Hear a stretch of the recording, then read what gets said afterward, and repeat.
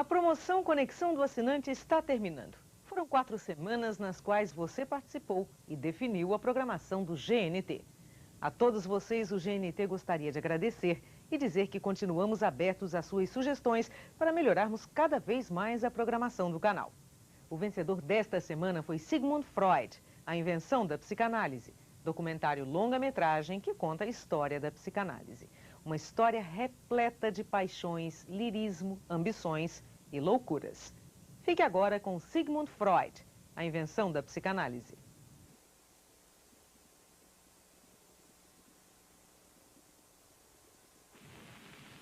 I started my professional activity as a neurologist trying to bring relief to my neurotic patients. I discovered some important new facts about the unconscious. Out of these findings grew a new science, psychoanalysis. I had to pay heavily for this bit of good luck. Resistance was strong and unrelenting. In the end, I succeeded, but the struggle is not yet over. My name is Sigmund Freud.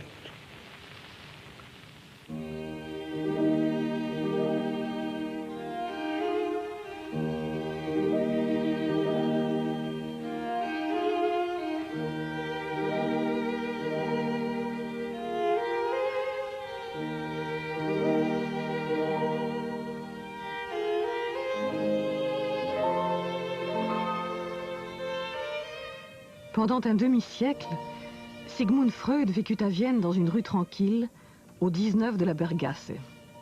Dans cette maison, il pratiqua la psychanalyse et rédigea son œuvre. Explorateur des profondeurs de l'inconscient et initiateur d'une des grandes aventures intellectuelles du XXe siècle, il voulut toute sa vie éclairer le côté nocturne de l'âme.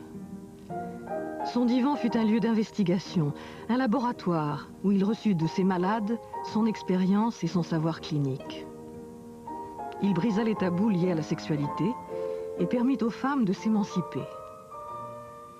Après avoir construit l'essentiel de ses théories, il décida de réunir chez lui un groupe d'hommes, médecins, historiens, écrivains, pour former la première association freudienne, la Société psychologique du mercredi.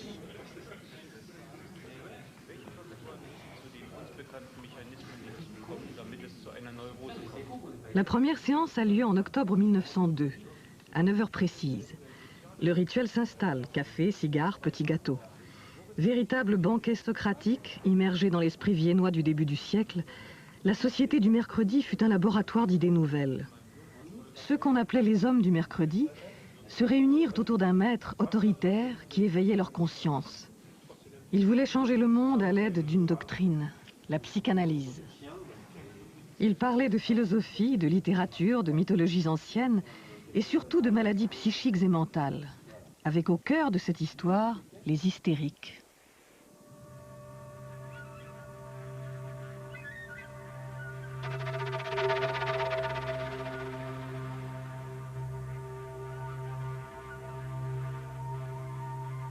À l'hospice de la Salpêtrière, ancien arsenal construit sous Louis XIV, les folles sont isolées dans le quartier spécial des incurables et enchaînées.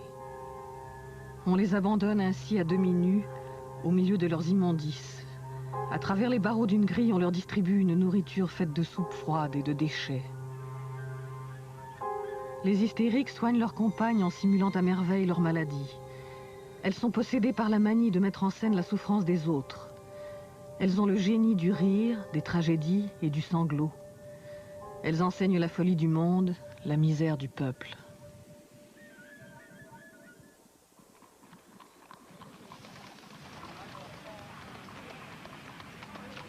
Freud arrive à Paris un matin d'octobre 1885. Il vient en France pour découvrir sa véritable vocation.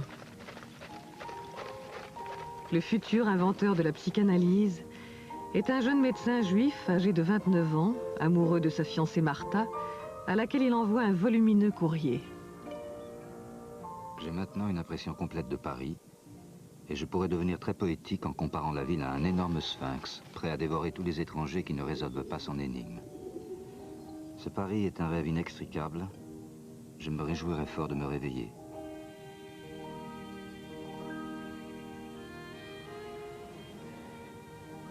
Freud vient à Paris pour suivre les leçons cliniques de Jean-Martin Charcot, le plus grand neurologue de l'époque. Né en 1825, dans une famille modeste, il exerce ses talents à l'hospice de la Salpêtrière. On le surnomme le Napoléon des hystériques. Lorsque Charcot est nommé à la Salpêtrière, il est nommé dans un hôpital qui est en fait un immense hospice pour les femmes.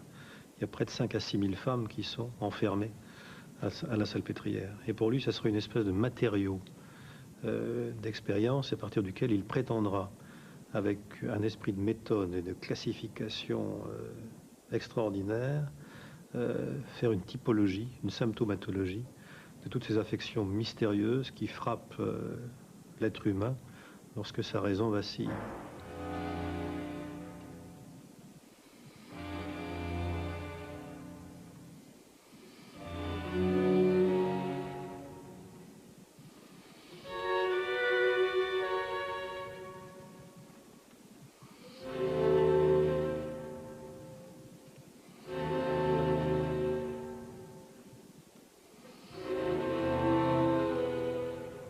Connue depuis l'Antiquité, l'hystérie apparaît aux yeux des savants de la fin du siècle comme une maladie de l'utérus qui saisit le corps des femmes.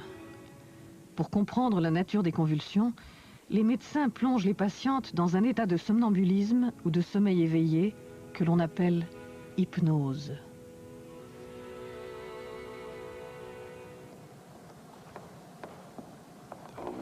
Rapprochez, ma sœur, rapprochez. Voilà.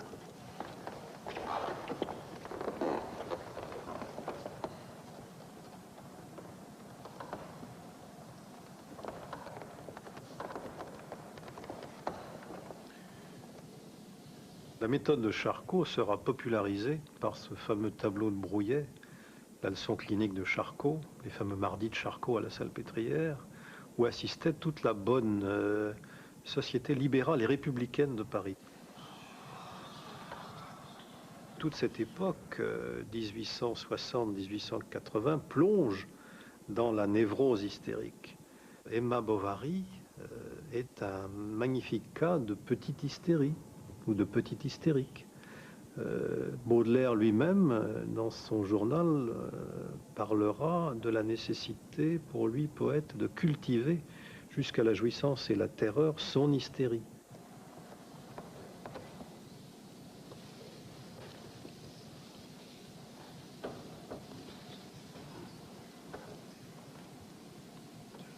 Charcot endort les femmes de la Salpêtrière et fait disparaître provisoirement paralysie et contracture.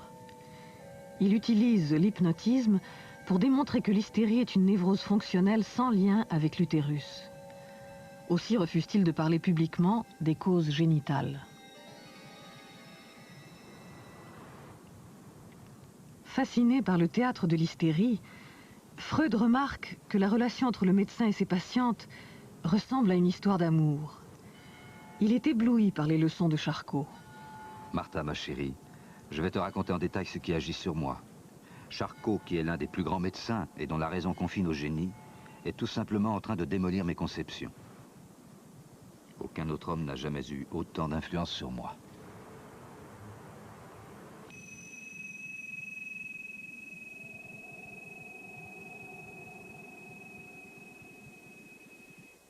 À partir de Charcot, Freud invente un lien nouveau entre hystérie et sexualité.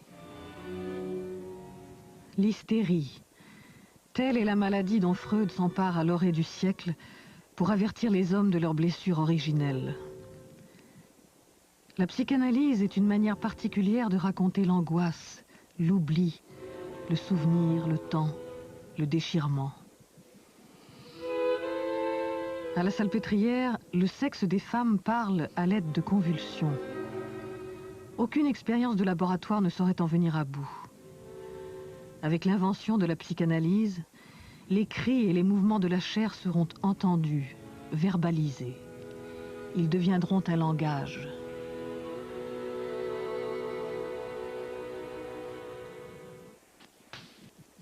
J'ai détruit tout ce que j'ai noté depuis 14 ans, mes lettres, notes scientifiques et manuscrits de mes travaux. Tous mes sentiments et idées sur le monde ont été jugés indignes de subsister. Il faut recommencer à les penser. Quant à mes biographes, qu'ils se torturent donc. Chacun pourra avoir son idée sur l'évolution du héros. Tous auront raison. Je me réjouis déjà de leurs erreurs.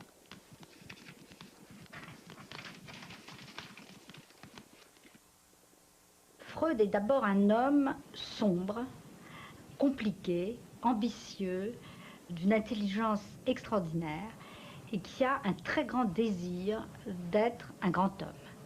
Dès le début, il a envie de faire des grandes découvertes. Je crois que ça n'est pas pour rien qu'il s'est comparé lui-même à un aventurier, à Christophe Colomb, et qu'il adorait les conquérants, Hannibal et Napoléon notamment, c'est-à-dire des conquérants militaires. Freud est habité par un grand désir, non pas de réussir au sens de faire des affaires. Après tout, il vient d'un milieu de la bourgeoisie juive, commerçante, c'est pas du tout ça. Il rêve d'être un homme de science, il rêve d'être un savant et de changer le monde.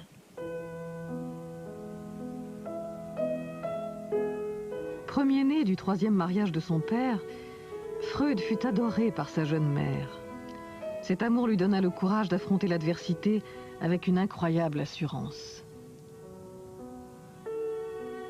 L'université où j'entrai en 1873 m'apporta d'abord quelques déceptions sensibles. Je devais m'y sentir inférieur et exclu de la nationalité des autres parce que j'étais juif. La première de ces prétentions qu'on voulut m'imposer, je ne m'y soumis résolument pas.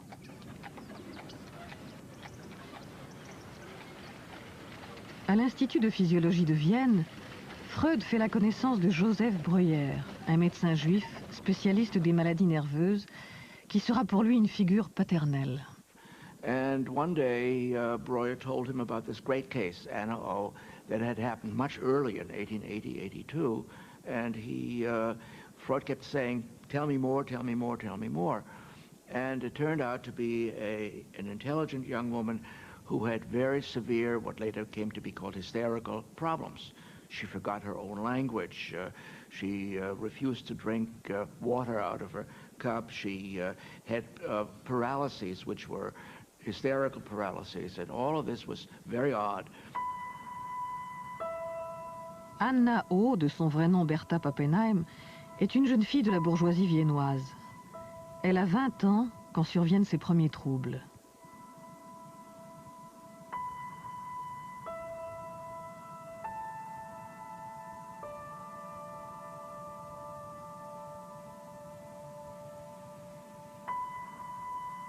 Condamnées à devenir des épouses rigides à l'image de leur mère, ces jeunes femmes de la bonne société viennoise aspirent secrètement à une autre vie. Mais personne ne les écoute. Incapables de faire face à leur destin, elles tombent malades. L'hystérie est le langage de ce désir échoué au seuil de la raison.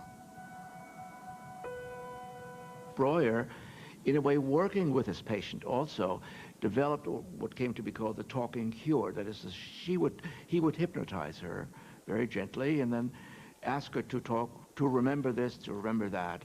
And then she would remember and she would talk about it.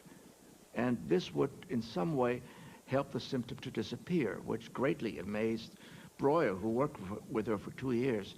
And out of this came then the kind of first, if you wish, she was perhaps the first psychoanalytic patient in the world, or proto-psychoanalytic patient in the world. And Freud pushed this further than Breuer ever did. And this, of course, then becomes the ground for his own independent theory about sexuality and so on. Ils décident de publier leur grand livre inaugural, s'appelle Les études sur l'hystérie, qui sont composées de plusieurs histoires de cas, dont celui d'Anna O. Mais pourquoi est-ce que Freud et Breuer ont publié ce livre? Il fallait c'est compliqué parce que c'est pas un livre mensonger. C'est pas un livre qui raconte qu'on guérit les hystériques alors qu'on les guérit pas. C'est un livre qui montre comment on les soigne.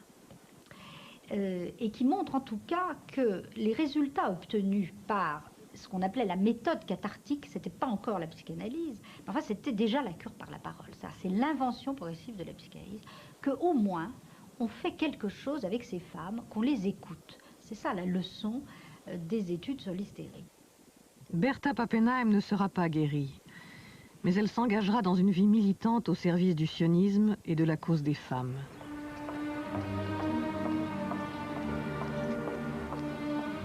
Dans l'imagination des voyageurs, la ville de Vienne évoque les cafés baroques, les pâtisseries élégantes.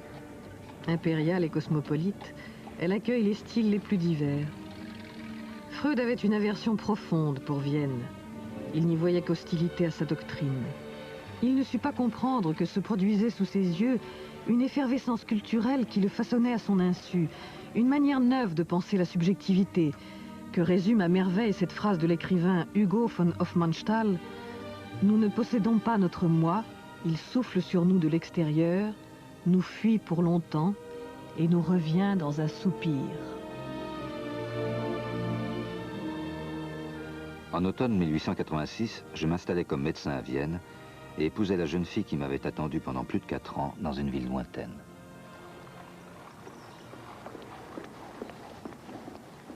Lorsque Freud ouvre son cabinet privé, il soigne surtout des femmes de la bourgeoisie viennoise atteintes de névrose, maladie des nerfs, neurasthénie, hystérie.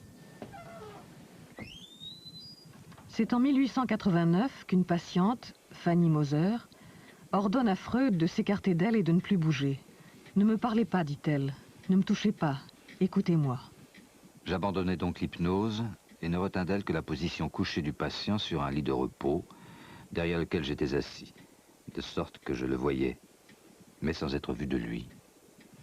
Il invente le divan, il se retire pour que la parole, pour que ce soit la parole qui devienne l'acte thérapeutique elle-même. Il n'y a plus rien, il n'y a plus de magnétisme, il n'y a plus d'hypnose, il n'y a plus de regard, il n'y a plus que la parole. C'est beaucoup plus intéressant que d'aller chercher dans l'inconscient endormi. Et donc les patients prennent l'habitude de raconter leurs souvenirs d'enfance, leurs fantasmes, etc. Passionné par ces découvertes, Freud laisse le sujet parler librement. En écoutant cette parole chaotique, il assigne à la sexualité une place fondamentale. Elle détermine la vie psychique. La névrose n'est pas une maladie insolite, mais la conséquence, partagée par beaucoup, de conflits infantiles non résolus. Cette compréhension des névroses a lieu au moment où Freud rencontre un médecin berlinois, Wilhelm Fliess, qui devient son indispensable ami. Fliess had very strange theories. He was a specialist, ear, nose, and throat specialist, and he believed that the role of the nose, or catarrh of the nose or something, would be some crucial influence on sexuality and help in the prognosis as well as diagnosis. Freud went along with this and exchanged ideas with him. Et Freud va avoir un amour fou pour cet homme, qui est un peu son alter ego pendant des années, avec lequel il correspond. On a appelé ça la naissance de la psychanalyse, parce qu'à travers toutes ces lettres, c'est l'époque où il élabore toutes ces théories, la bisexualité, la théorie de la séduction, sa première théorie de l'appareil psychique. Toutes les nuits, entre 11h et 2h, je n'ai fait qu'imaginer, transposer, deviner, pour ne m'interrompre que lorsque je me bouillonne et fermente en moi, et je ne fais qu'attendre de nouvelles poussées. Nous n'échouerons pas, mon cher Wilhelm. Au lieu du passage que nous cherchons, nous découvrirons peut-être des océans, dont nos successeurs... C'est à ton intention, cher ami, que je relate tous ces faits. On sait généralement que la neurasthénie est fréquemment due à une sexualité anormale, mais ce que je soutiens, c'est que la neurasthénie n'est qu'une névrose sexuelle. Wilhelm Fliess vit à Berlin. Freud et lui se retrouvent régulièrement pour de longues discussions auxquelles ils donnent le nom de congrès. Ils échangent leurs idées mais aussi leurs malades. À travers cette relation passionnelle, Freud tâtonne et adopte toutes sortes de théories extravagantes. C'est en se trompant puis en rectifiant ses erreurs qu'il construit ses principales hypothèses. T'ai-je déjà révélé, oralement ou par écrit, le grand secret clinique. Je suis encore tous en dessus-dessous, à peu près certain d'avoir résolu le problème de l'hystérie et de la névrose obsessionnelle en trouvant la formule du choc sexuel et de la volupté sexuelle infantile. Quand par exemple il élabore sa théorie de la séduction, c'est-à-dire quand il pense que à l'origine de toute névrose, il y a un traumatisme réel. Ça veut dire les enfants ont subi des traumatismes sexuels réels dans leur enfance. Que fait Freud? Il ne se contente pas d'être un homme de laboratoire qui va faire des recherches comme sur des grenouilles. Il se dit mais ça a pu m'arriver à moi. Donc Freud va être habité par une interrogation sur lui-même. Je crois que c'est ça, la grande force de la psychanalyse et de Freud, c'est qu'au lieu de considérer le malade et le patient comme un objet à étudier de l'extérieur, il passe d'abord par une analyse de lui-même pour savoir s'il n'a pas vécu lui-même la même chose. Les savants de la fin du siècle attribuent une grande importance à la sexualité. Freud pense d'abord que toute névrose a pour origine une séduction réelle vécue dans l'enfance, viol ou attouchement. Puis il renonce à cette hypothèse d'une corruption naturelle de la société. Les abus et les violences existent dans les familles, mais la séduction ne rend pas compte de l'imaginaire sexuel propre à chaque sujet. Freud invente alors la théorie du fantasme. Et si on veut vraiment comprendre ce qui se passe dans l'inconscient et ce qu'est le trouble psychique, eh bien, l'hystérique est habitée par des réminiscences, des fantasmes. Et c'est elle-même qui invente des séductions qui n'ont pas eu lieu. Donc on souffre de choses qui viennent de soi-même. Et là, la perspective est complètement changée, c'est-à-dire que là c'est la psychanalyse. C'est la psychanalyse et on sort complètement de toutes les théories de l'époque. C'est-à-dire, eh bien, le sujet va s'interroger sur lui-même. Donc on n'a même plus besoin de l'endormir, on n'a pas besoin de découvrir un autre que lui qui l'habiterait, il est habité lui-même par cet autre, etc. Et ça, c'est la révolution freudienne. He's a great, wonderful contradiction. He's a revolutionary who's a bourgeois. It's a wonderful kind of, and the man who thought up the things he did, infantile sexuality, homosexuality is not a crime, it's not a sin, it's not a disease, all these things he said, which were presumably, you know, terrible things to say. At the same time, he's a perfect bourgeois. That's one of the things that makes him so interesting. Freud en famille, entouré de sa femme Martha, épouse exemplaire, et de sa belle-sœur Mina, sa confidente, Freud mène une vie de patriarche autoritaire. Il consacre son temps à ses recherches, à ses patients, à ses disciples. Ses trois fils reçoivent une éducation libérale, tandis que ses trois filles sont élevées selon un modèle plus traditionnel. Chaque été, Freud loue une maison sur les hauteurs de Vienne. Il y passe ses vacances en famille et se détend en inventant des jeux pour ses enfants et ses petits-enfants, comme en témoignent ces images voilées tournées par un proche.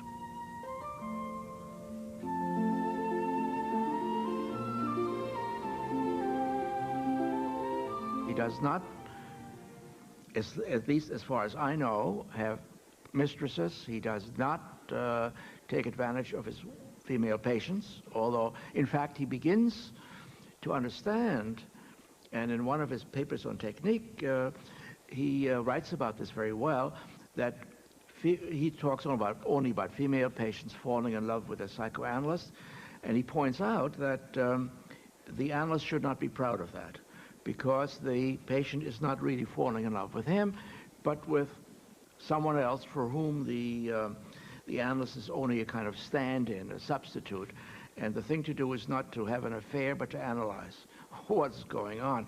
And he uses very nice, cool, you know, technical language like positive transference in order to show that there's no reason to regard yourself as handsome and irresistible when you're only being, you know, as I said, a substitute for someone in real life. And that the situation on the couch and behind the couches the analyst sits is not what might be called real. It's real enough, but it's not like the outside world.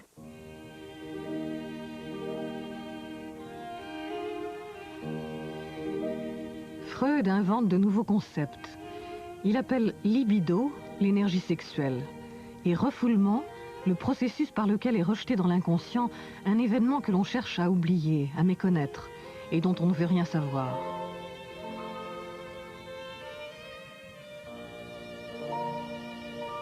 Dans l'inconscient, rien ne finit, rien ne passe, rien n'est oublié.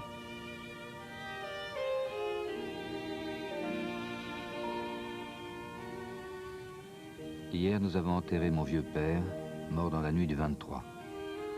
Jusqu'à la fin, il s'est montré l'homme remarquable qu'il a toujours été. La mort de son père l'incite à se livrer à un intense travail de fouille dans son passé. C'est le début de son auto-analyse. Curieux d'antiquité et de culture lointaine, Freud collectionne les objets. Cette passion archéologique l'entraîne au cœur des anciennes civilisations et lui révèle que le destin de chaque homme est lié à celui de l'universalité humaine. Entouré de ses statuettes, ses multiples figurines, romaines, chinoises, grecques, égyptiennes, il analyse les rêves de ses patients et les siens. Il les interprète comme on déchiffre une langue inconnue.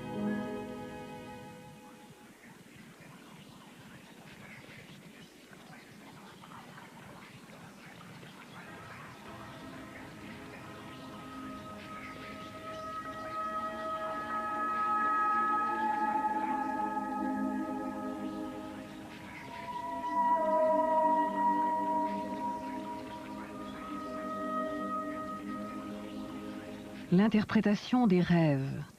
Dans ce livre magistral qui ouvre le XXe siècle, Freud voyage au-delà de la conscience et du sommeil. Loin d'être une prédiction magique, le rêve, au sens freudien, est l'accomplissement d'un désir inconscient ou refoulé. Dans les rêves, d'étranges personnages se mêlent souvent à un bestiaire à la fois fantastique et familier. Des chiens ressemblent à des loups, des chevaux à des licornes, des femmes prennent des allures de fleurs. Le rêve est ainsi la voie royale qui mène vers l'inconscient, vers la connaissance d'un au-delà de la conscience, intérieur au sujet lui-même. This is one way in which you can get at the secrets of the mind, a way that would touch everyone. Now the book is pretty technical, although it's extremely well written and really amusing and even full of suspense, as he gives you examples of dreams and then interprets them in front of you and tells you about the mechanisms, except for the last chapter, the famous 7th chapter, which is the theoretical chapter, which is harder to read. The rest, any adult could read with profit and with very little difficulty. Now, I think the crucial point is that Freud is saying, I am on the trail of a general psychology which would work not for neurotics alone, but for everyone. De l'autre côté du visible, Freud trace les figures infinies de l'inconscient avec des mots qui dévoilent les mystères communs à tous les hommes. Rêve, acte manqué, lapsus, oubli, tout a une signification. Qui parle en moi? Telle est la question posée par Freud à l'orée du siècle.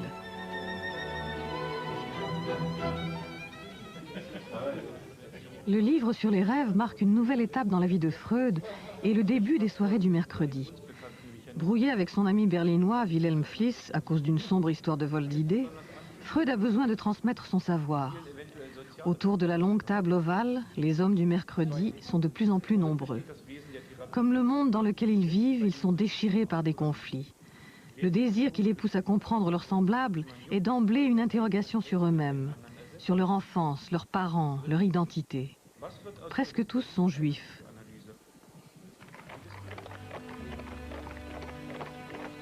Étrange situation que celle de Vienne au début du siècle.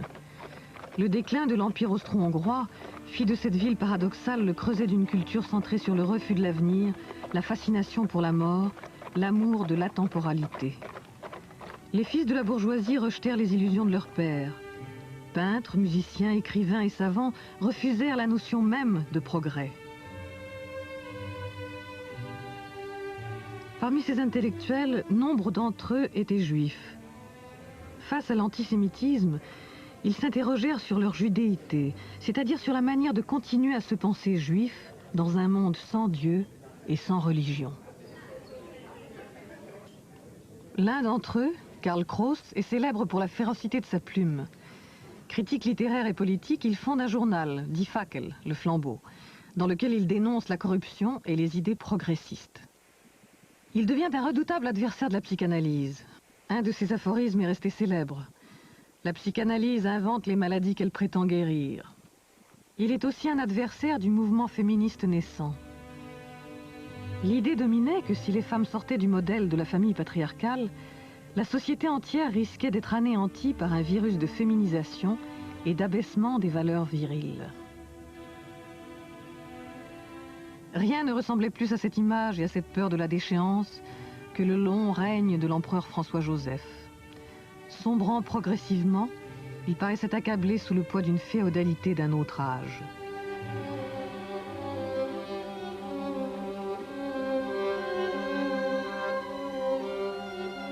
La fin d'un monde accompagne la naissance d'une esthétique nouvelle.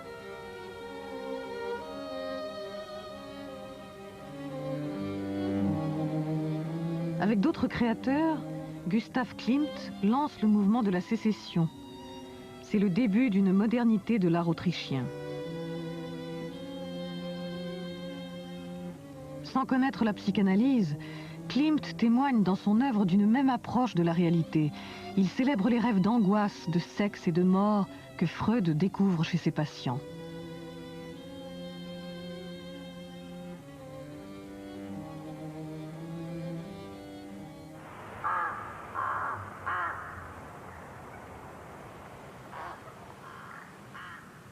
En 1905, Freud publie ses 3 essais sur la théorie sexuelle. Le livre fait scandale parce que Freud attribue aux enfants et aux adultes dits normaux des fantasmes sexuels ou des comportements jugés pathologiques. Masturbation, sodomie, fétichisme, désir d'inceste. Il élabore son plus fameux complexe en s'inspirant de la tragédie de Sophocle, dans laquelle le roi de Thèbes, Oedipe, marqué par la malédiction des dieux, tue son père et épouse sa propre mère sans le savoir. À partir de cette histoire, Freud donne le nom de complexe d'Oedipe à une représentation inconsciente où s'exprime le désir de l'enfant pour le parent du sexe opposé et son hostilité pour le parent du même sexe. Ce complexe est une étape dans le développement de l'enfant. Il apparaît entre 3 et 5 ans. Selon Freud, tous les enfants traversent cette situation oedipienne pour ensuite la surmonter. Freud reprend tous les termes qui existaient avant lui, sexualité, inconscient, transfert psychodynamique, mais il leur donne un sens tout à fait nouveau, en accentuant, et c'est pour ça qu'il y a eu une telle opposition à la psychanalyse, en accentuant l'idée que l'homme, le sujet, est déterminé par des forces qui lui échappent. Et ça, c'était quelque chose de tout à fait insupportable, parce que c'était une perte de la maîtrise, qui existe beaucoup moins dans les autres psychothérapies. Alors, ce qu'on peut dire en même temps, c'est que s'il a été capable de faire ce travail, c'est-à-dire de mettre à jour ses forces inconscientes, c'est parce que la philosophie occidentale était arrivée à un point de réflexion sur le sujet conscient et sur la conscience très poussé. Il est probable que la psychanalyse n'aurait pas pu naître avant qu'il y ait eu une philosophie de la conscience. Parce que pour se rendre compte qu'on a un inconscient, il faut encore en être conscient. Au moment où Freud effectue ses découvertes, les médecins et les psychiatres allemands, autrichiens ou français classent les maladies mentales de façon sophistiquée en oubliant la souffrance des malades. On leur prescrit des traitements corporels, bains, massages, électrothérapie, hydrothérapie, sans croire vraiment à leur efficacité.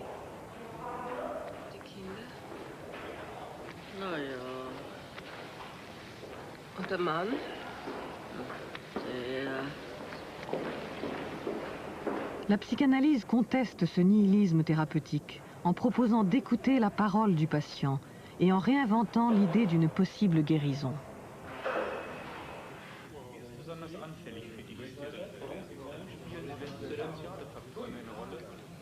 Les soirées du mercredi existent depuis 5 ans. On y parle toujours de l'hystérie, de la cure psychanalytique, du refoulement, du transfert. Les hommes du mercredi forment un cénacle autour du père fondateur. Ils sont sa horde sauvage. Ils admirent Freud qui se montre souvent autoritaire et intransigeant. Tous sont frappés par son regard, sa lucidité, son pessimisme, sa fascination pour la mort et le sexe. Ils se nourrissent de son enseignement et de son génie clinique. 1907 est une année importante. Elle marque la rencontre de Freud avec Carl Gustav Jung, un an après leur premier échange de lettres. 50 ans après, Jung se souvient. Oh, well, I just paid a visit to him in Vienna, and then we talked for 13 hours without interruption. 13 hours For without 13 interruption. hours without interruption. We didn't realize that we were almost dead at the end of it, but it was tremendously interesting. Jung is an ideal figure for him. I've said this in my book very simply. He was not Austrian, he was not old, and he was not Jewish. It was perfect. Because Freud was worrying about the fact that this psychoanalysis might become a kind of parochial enterprise, because the people sitting around the table smoking cigars were all Jewish until a little bit later. He did not like this because he didn't think that psychoanalysis was applied to Jews or could only be practiced by Jews and so on, but he thought it was a human, all human thing.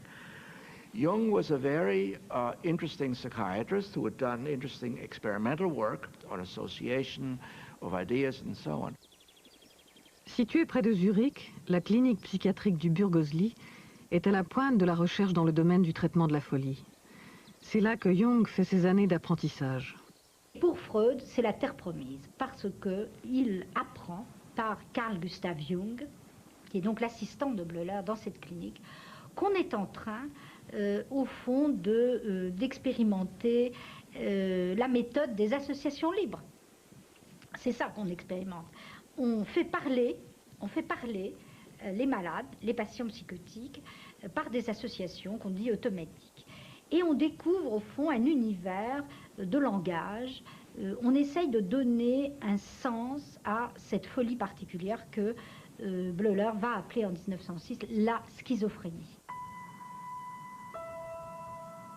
Une forme de folie qui intervient très jeune, sur des sujets très jeunes qui tombent dans un état de repli sur eux-mêmes, de délire, d'hallucination, de violence pulsionnelle, etc. Donc des grands fous.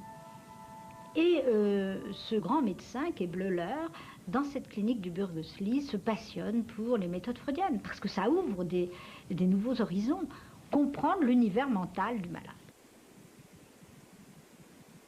Élève de Bleuler, Jung restera 9 ans dans cette clinique. Jung and Freud came to know each other. They wrote steadily, and we have their correspondence, fortunately. And for 3 or 4 years, it all looked very rosy and very, very good until Jung decided, and I would say Jung decided to go a different way and move into Oriental mysticism, religion, and all kinds of other things which Freud simply despised, right? Doté d'une puissante intelligence, Jung est habité par un monde intérieur fait d'introspection, de quête de soi, de goût pour l'occultisme et les religions orientales. Pendant 7 ans, il s'enthousiasme pour l'aspect spirituel de l'aventure psychanalytique. En 1913, il s'en écartera. En fait, Jung n'a jamais adhéré à la doctrine de Freud. Il s'intéresse aux archétypes, c'est-à-dire à des représentations symboliques du subconscient. Elles constituent à ses yeux un inconscient collectif. What sort of man was Freud? Well, he was a complicated nature, you know. I liked him very much, but I soon discovered that when he had thought something, then it was settled, while I was doubting all along the line. And it was impossible to discuss something really a fond. You know, he had no philosophical education, particularly, you see, I was studying Kant, and I was steeped in it, and that was far from Freud. So, from the very beginning, there was a discrepancy. Jung does not want to, after 4 or 5 years of very close relationship, to be known as the son or the crown prince or the dauphin or whatever. He wants to be on his own, and one way to be on his own is to disagree and to write rather brutal letters, by the way. I may be partisan, but in this correspondence, Jung does not look very good at all. And but anyway, he is important, again, as another stepping stone in psychoanalysis, in partly helping it to become international.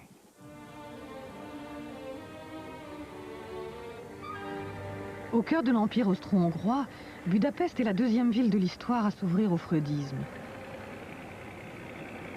Le milieu littéraire et artistique manifeste un intérêt immédiat pour les phénomènes de l'inconscient. Parmi ses intellectuels, un psychiatre, Sándor Ferenczi, rencontre Freud en 1907. Il deviendra le plus grand psychanalyste du mouvement freudien.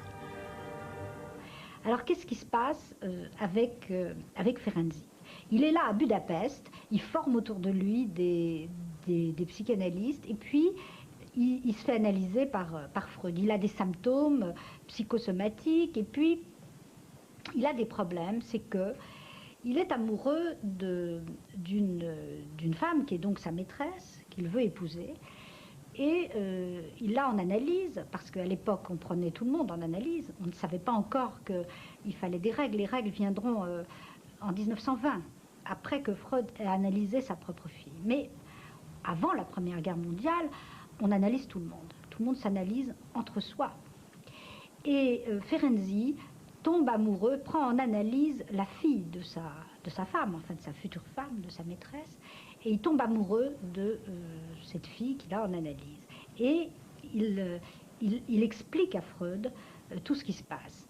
Et Freud lui dit que c'est du transfert, que c'est pas de l'amour, qu'il doit absolument renoncer à ça. Freud est toujours le gardien de la loi. Et Ferenczi obéit, analyse ce qui se passe, et termine au fond son analyse avec Freud en disant cette phrase extraordinaire: c'est terrible, c'est beaucoup mieux comme ça, bien sûr, je suis devenu raisonnable, mais l'analyse m'a normalisé. Comment caractériser Ferenczi? Il est le premier à mettre l'accent sur la relation archaïque à la mère.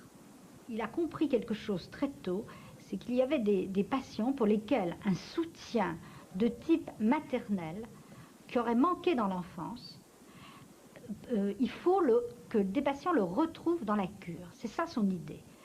Donc, il pense que le lieu analytique doit être, enfin la séance, on doit pouvoir embrasser les patients, les toucher, leur dire des gentillesses, accepter leurs cadeaux. Et ça, évidemment, Freud s'y oppose.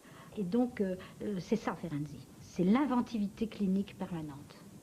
Budapest, le 6 janvier 1910. Cher monsieur le professeur, il me semble que je suis comme ce vieil ingénieur des chemins de fer de ma connaissance qui s'arrête devant une locomotive immobilisée sur la voie et s'écrie avec une admiration naïve: c'est tout de même une belle invention.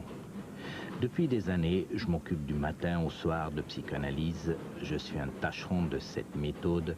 C'est mon métier et mon pain quotidien.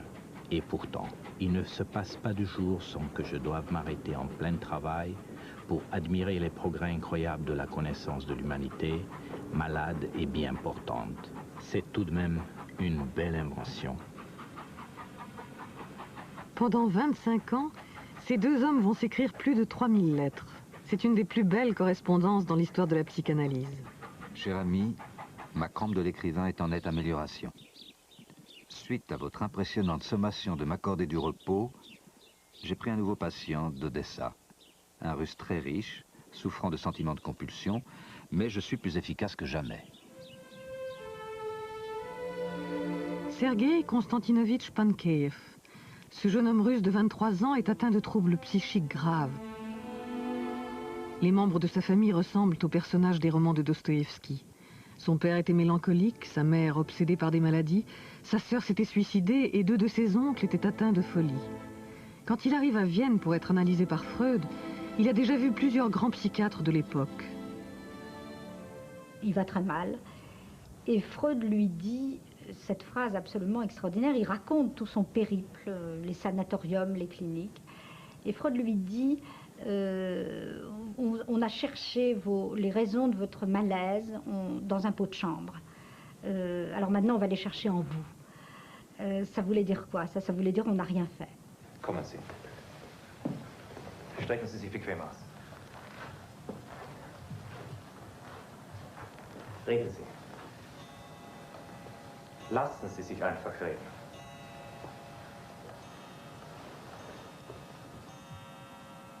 Je rêvais qu'il faisait nuit et que j'étais couché dans mon lit.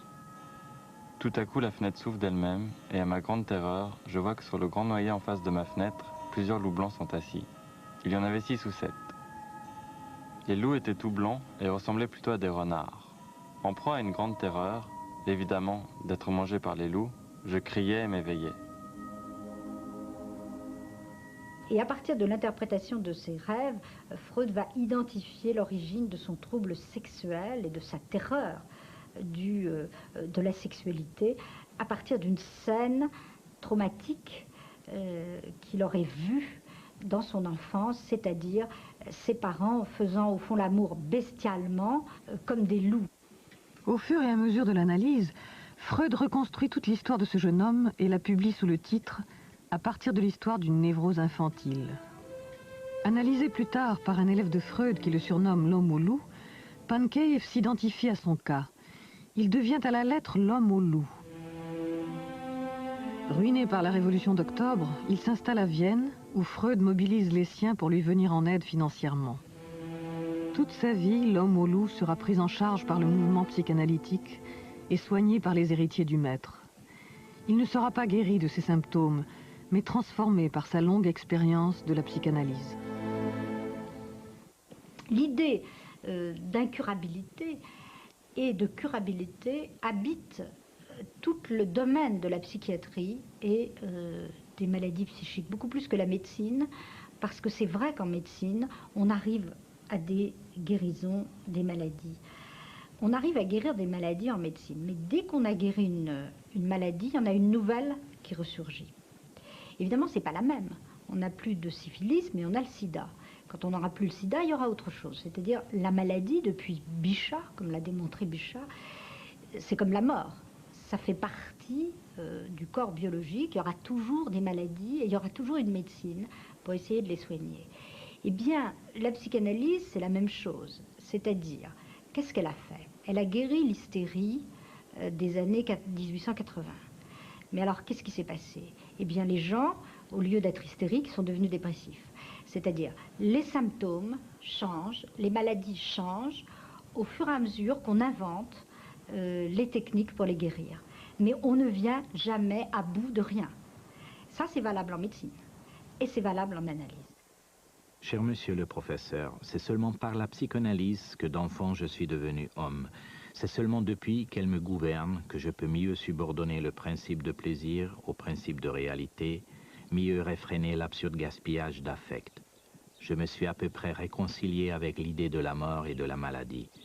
J'ai appris à traiter et à considérer les humains comme des malades et je ne leur tiens par rigueur de leur méchanceté, c'est qu'ils n'y peuvent rien. Je réfrène les rêveries ambitieuses en les ramenant à leurs racines infantiles. Votre dévoué Ferenczi.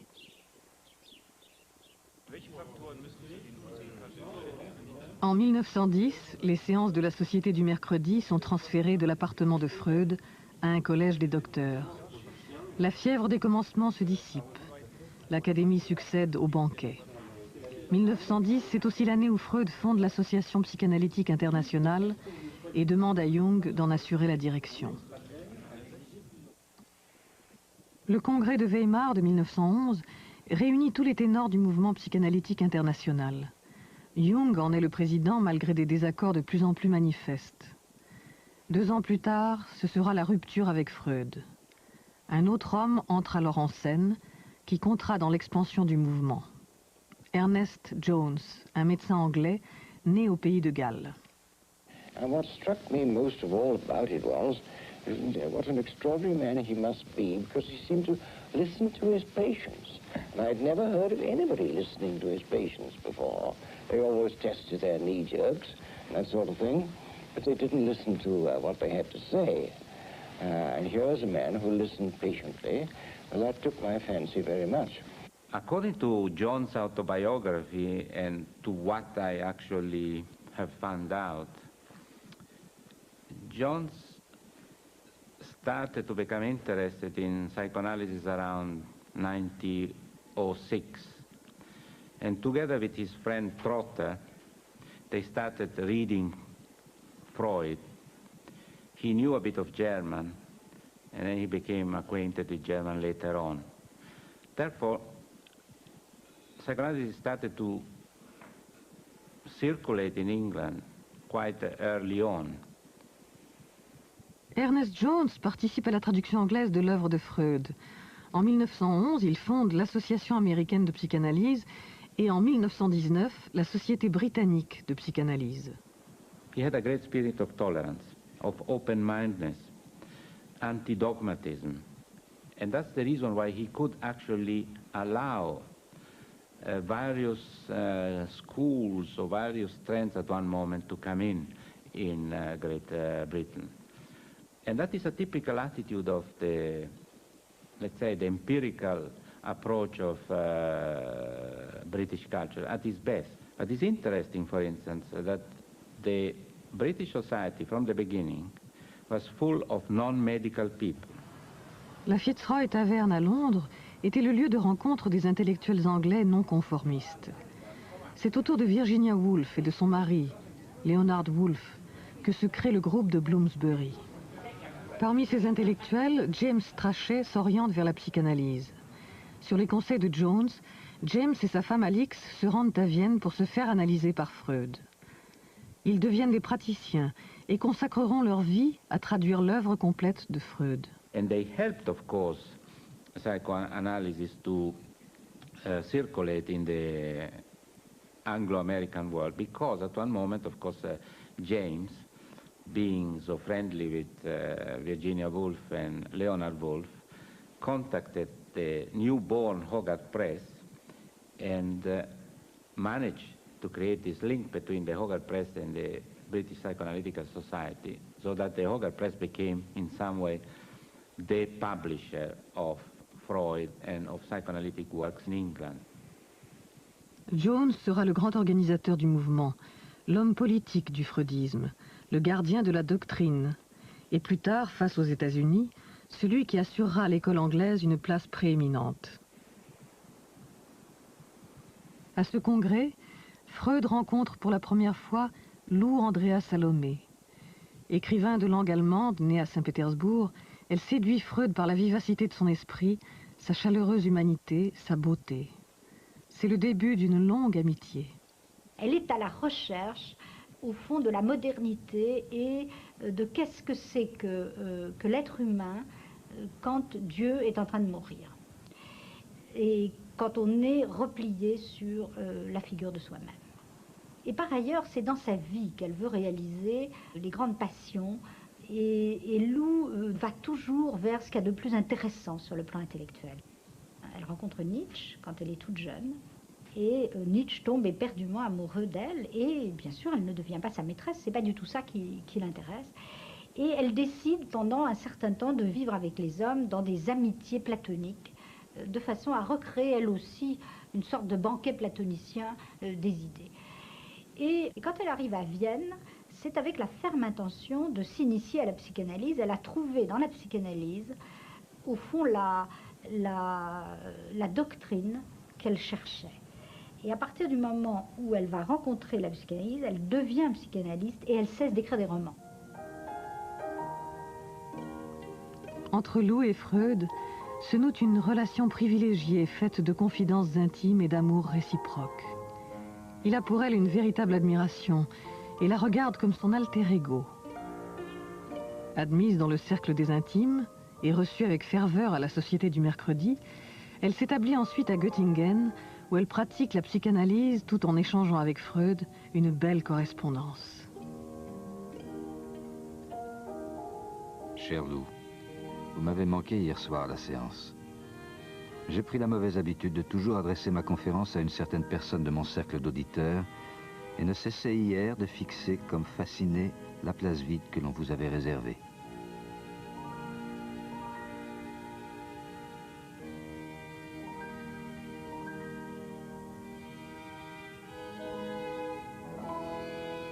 Le 28 juin 1914. Cher ami, je vous écris sous le coup de l'assassinat surprenant de Sarajevo, dont les conséquences sont tout à fait imprévisibles. Il me semble bien que la participation personnelle tienne ici peu de place. 2 mois plus tard éclate la Première Guerre mondiale. Comme des millions d'hommes, Freud ne croit pas à la durée de ce conflit. Il se sent solidaire du destin de son pays. Passé le temps des illusions, il exprime son pessimisme dans une lettre à Lou Andrea Salomé. L'humanité, je n'en doute pas, se remettra même de cette guerre, mais je suis certain que ni moi ni mes contemporains, nous ne retrouverons un monde heureux. Tout est trop horrible. Et ce qu'il y a de plus triste, c'est que tout arrive comme la psychanalyse aurait pu le prévoir, d'après sa connaissance de l'homme et de son comportement.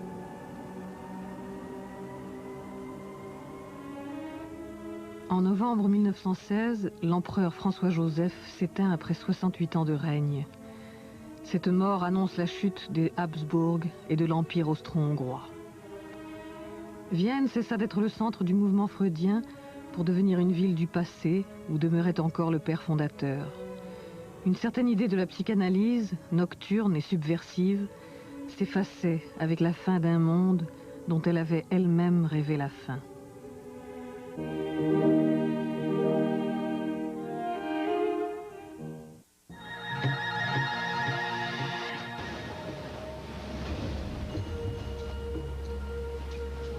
No Ano Internacional dos Oceanos, o GNT mergulha fundo numa superprodução.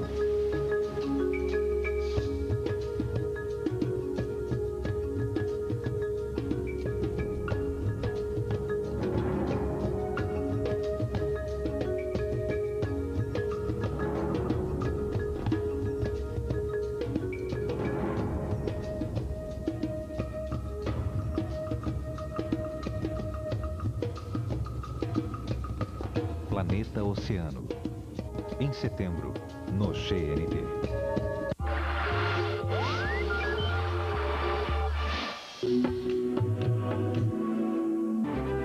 No início do século, o homem buscava a aventura de explorar o mundo. Um grande desafio que começou a ser vencido rapidamente. Nosso século foi marcado por enormes conquistas, mas inúmeras vezes fomos lembrados do insuperável poder da natureza.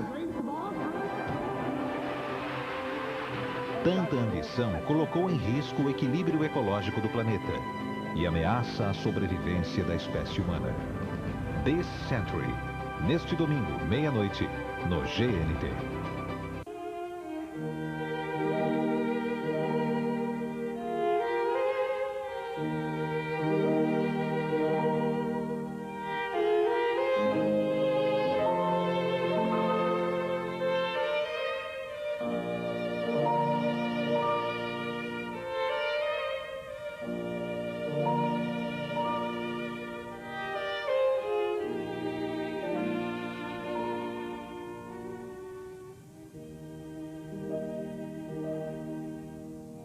Au moment où éclate la Première Guerre mondiale, Freud a élaboré une partie essentielle de sa doctrine.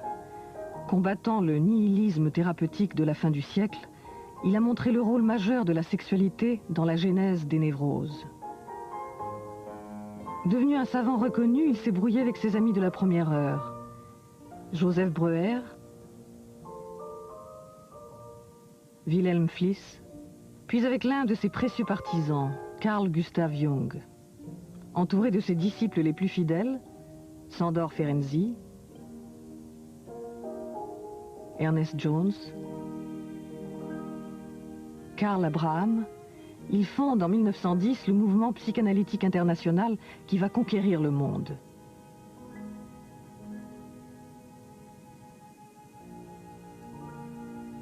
Il vit à Vienne avec ses 6 enfants et 2 femmes qui veillent sur lui. Martha, son épouse, qui ne s'intéresse guère à la psychanalyse, et Mina, la sœur de celle-ci, qui au contraire l'accompagne dans ses recherches.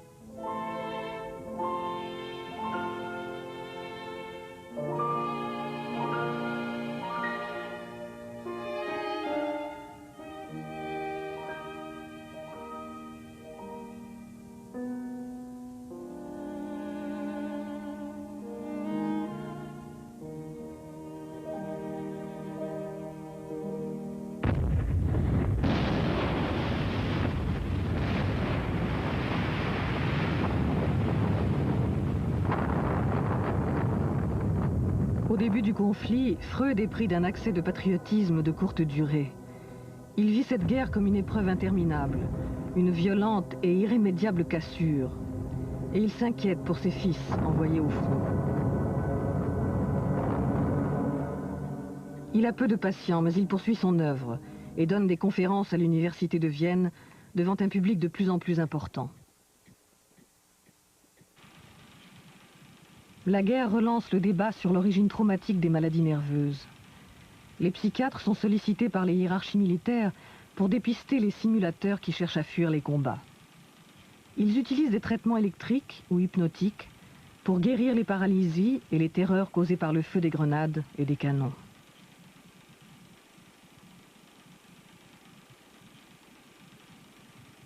Les soldats traumatisés sont souvent remis sur pied en une semaine, comme ce soldat anglais, pour être renvoyé au front et parfois à la mort.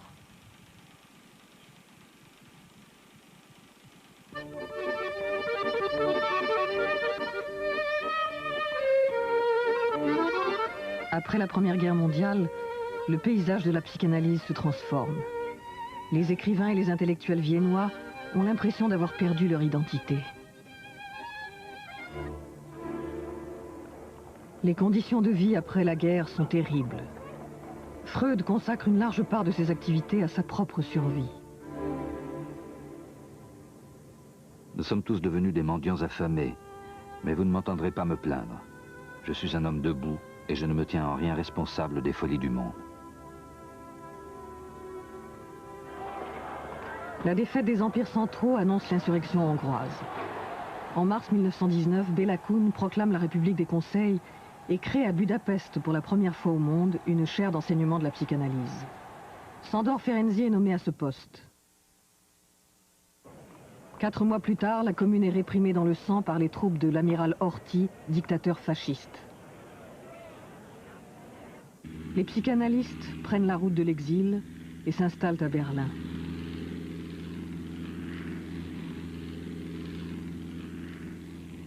Durant les premières années de la République de Weimar, Berlin, où existe déjà une forte tradition psychiatrique, devient un laboratoire pour l'essor de la psychanalyse. La capitale allemande accueille l'avant-garde du mouvement psychanalytique mondial.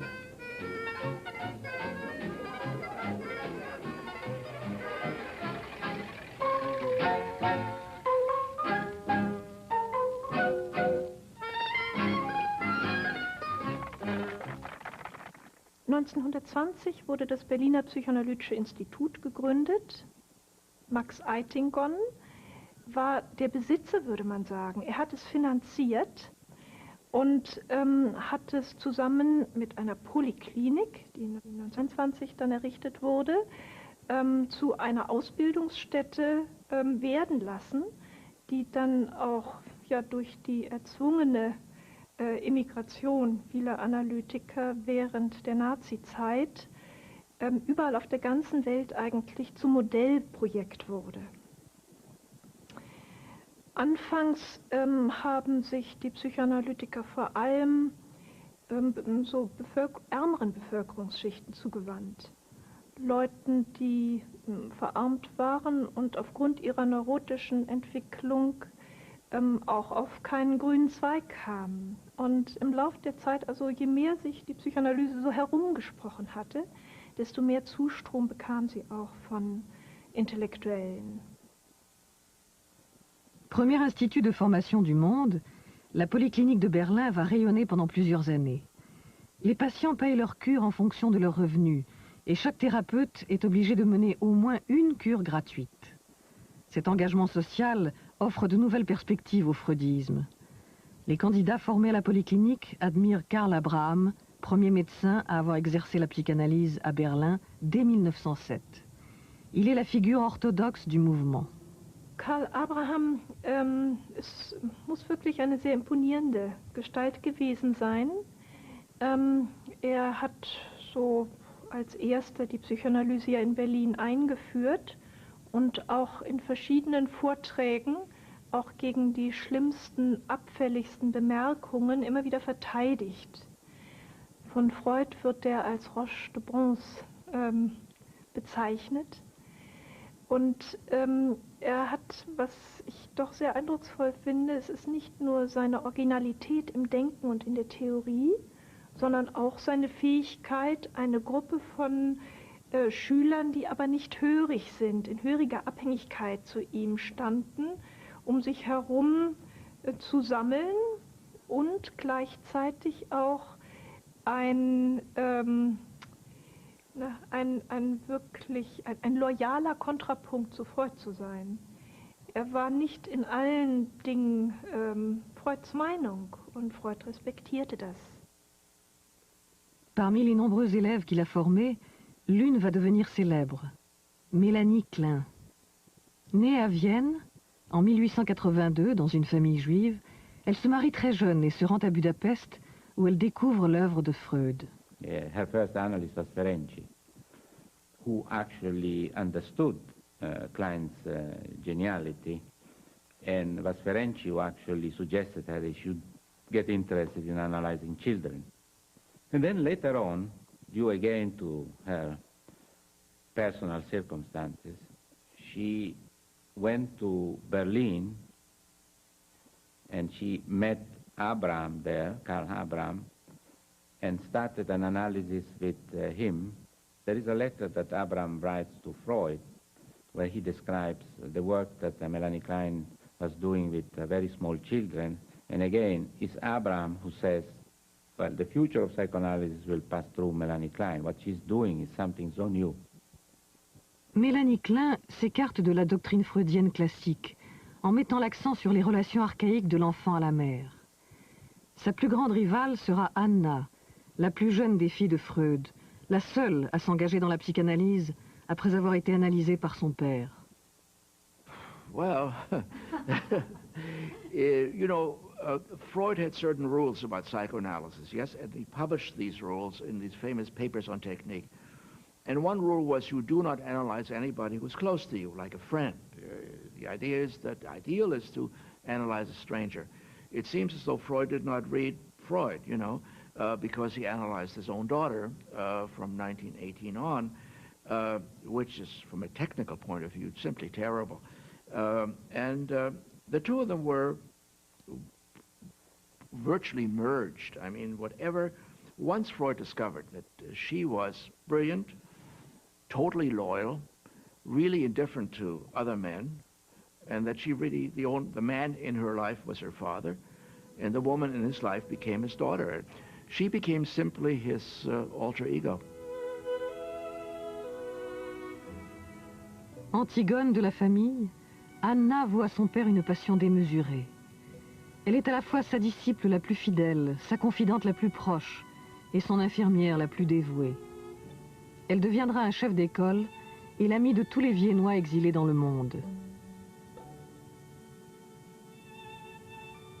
En 1920, Freud est frappé par la mort soudaine d'une autre de ses filles, Sophie, sa chère, éblouissante Sophie, emportée par une épidémie de grippe.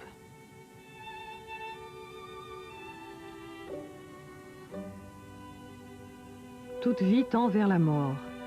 Freud développe un nouveau dualisme, la pulsion de vie et la pulsion de mort. Ces deux forces élémentaires s'affrontent pour l'éternité. Son livre, Au-delà du principe de plaisir, reprend le thème de la mort et inaugure le remaniement de sa conception de l'appareil psychique. And then 3 years later, he goes on to develop the idea that the mind is divided not only by the drives, life against death, sexuality against aggression, but also almost, if you wish, a geographic division, which you can't quite find, as it were. He draws a little diagram. But the id, which is essentially inaccessible directly, it's, as it were, so deeply buried that the only way in which you can get at it is indirectly, by mistakes, by dreams, by symptoms, and so on, which show something bubbling up inside. The ego, which is the id, of course, is totally unconscious. The ego, which is partly unconscious, partly conscious, and the superego, which is also partly conscious, partly unconscious. Now, the superego can be called simply, if you want, the conscience, although it's a little more complicated than that, but it has some similarities. And the ego is, in a way, the part of the mind which deals with mastery of the world. It's in relation to outside forces. It acts on them. It receives them. It reinterprets them. It organizes the mind. But it is also partly unconscious. So it's not simply what we might call reasonable thinking, although that's part of it. And this division then serves to underscore the fact that mental conflict, which he has always been interested in, that mental conflict is simply everywhere. Because these three agencies, let's say, the id, ego, superego, are very rarely completely at peace with each other. And what you can get is a kind of suspension of hostilities, a truce, but much of the time, let us say, the superego will attack you. It is mostly, if not always, but mostly negative, punitive, is itself a source of feelings of guilt, and so on. Now, this is actually, it turned out, I think, that this idea, plus the idea of the two fundamental forces, which are in opposition to one another, turned out to explain much more about mental operations than before. So in that sense, it's a real gain in clarity. Ces nouvelles théories ne sont pas facilement acceptées par les disciples. Mais les candidats qui veulent se faire analyser par Freud pour devenir psychanalystes sont de plus en plus nombreux. La plupart d'entre eux viennent des États-Unis. Ils cherchent à saisir le sens de la pratique analytique à travers une cure personnelle. Les Américains, à partir des années 1910 et jusqu'en 1925, s'enthousiasment pour la psychanalyse. Parce que pour eux, c'est une thérapie du bonheur. Ils sont à leur façon très créatifs, les Américains. Il ne faut pas faire de l'anti-américanisme primaire, comme Freud l'a fait.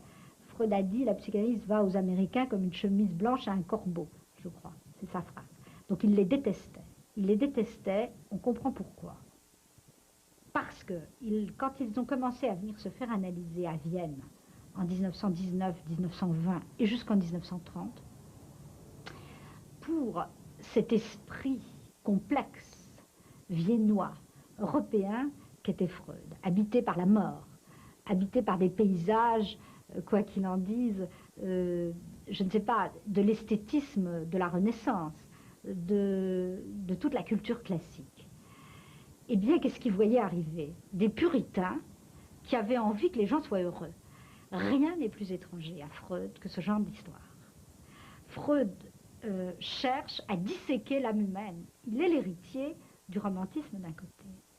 Et quand il est clinicien, il cherche à guérir, il ne cherche pas à adapter. C'est deux choses différentes. Il cherche à ce que quelqu'un comprenne ses symptômes, non pas aille mieux, se comprenne. C'est à la gare de Vienne, en 1921, que plusieurs Américains et quelques Anglais arrivent pour rencontrer le maître. L'un d'entre eux, Abraham Kardiner, psychanalyste et anthropologue, se souvient. I mean, Freud came down to meet his new analyst and No. He was coming home from his vacation. And we met him at the railroad station. Let's see. And it was a very cold day. It was only September 25th, but he was dressed up in a fur coat and a slouch hat. And I was rather disappointed because I expected a more imposing-looking man. He was rather short. He was? Yes. He wasn't tall. He was only about 5'6", I would say. And not terribly imposing, extremely friendly, and very glad to see me, and... Did he speak English? Perfect. Perfect. And I was analyzed in English. $10 a session. Oh, that was a fabulous fee. Yeah. That was an enormous fee, considering that the dollar brought 3,300 crowns. So that meant 3,300 crowns times 10. That's 33,000 crowns. Imagine what that was if a good meal in Vienna cost 75 crowns. He was an extremely penetrating in his insights, by the way. This man was uncanny in his insights. But it was all draped around the Oedipus complex. He referred occasionally, he'd say, well, of course, this is an anal erotic thing and this is an oral erotic. But he wasn't systematic about it. Il est de nouveau frappé par un deuil. Son petit-fils préféré, Heinz, le fils de Sophie, meurt en 1923. Je supporte très mal cette perte. Je crois n'avoir jamais éprouvé un tel chagrin. Tout m'est devenu indifférent. Cette même année, son médecin détecte une tumeur cancéreuse à la mâchoire. Pendant quelque temps, il cache la vérité à Freud. Ernest Jones, son biographe et ami, fut le témoin des souffrances qu'il a endurées. It went on for 16 years. He had 23 operations in that time, major operations, with all sorts of things being done in between in the way of radium or X-rays or diathermy or different things to torture him, you may say, and manufacturing complicated dentures. Well, he was really never free of discomfort and mostly of pain. 16 years, which he bore with exemplary fortitude, resignation, quietness. Only once in all that time ever heard him complaining. And that was when he was really, it was almost unbearable. And he said, this is really unnecessary. Berlin 1925. Karl Abraham meurt brutalement à 48 ans.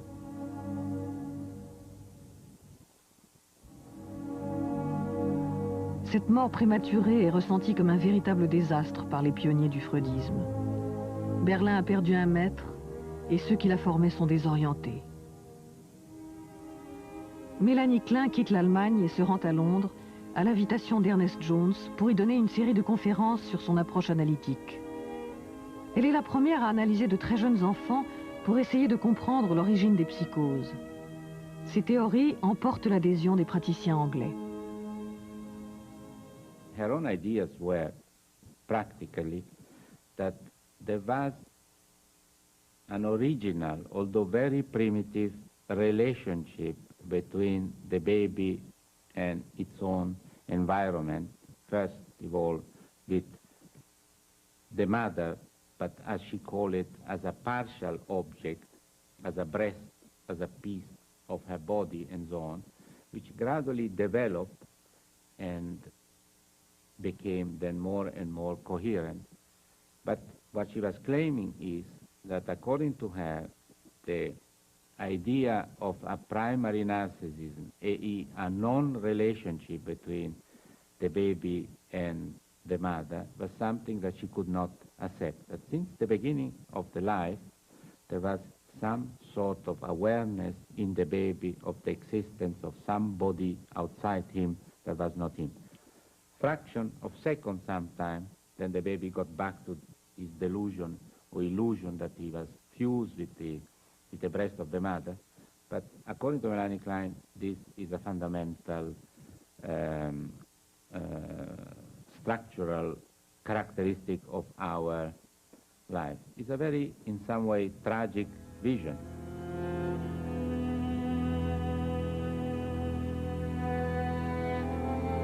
Pour Mélanie Klein, la naissance est une séparation douloureuse que l'enfant devra supporter en construisant son propre univers fantasmatique composé d'objets bons ou mauvais, d'amour, de haine, d'envie.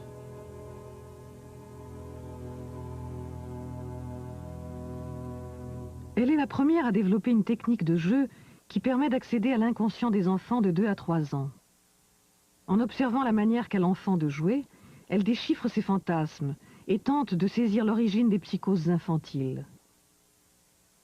À mesure qu'elle élabore son système, elle en vient à situer le complexe d'Oedipe dès la première année, et non vers 2 ou 3 ans comme l'avait supposé Freud.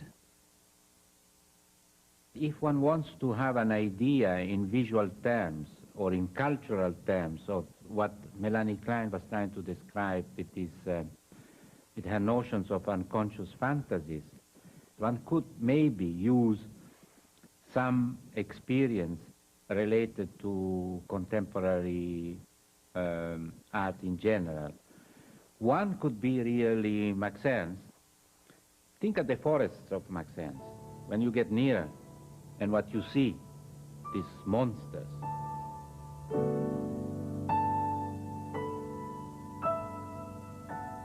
Max Ernst, André Breton, Salvador Dali, les surréalistes s'emparent des idées de la psychanalyse. Pour eux, elle est une expérience subversive qui révèle à l'homme sa vraie réalité. Le monde du rêve et de la folie, de l'invention et de l'altérité.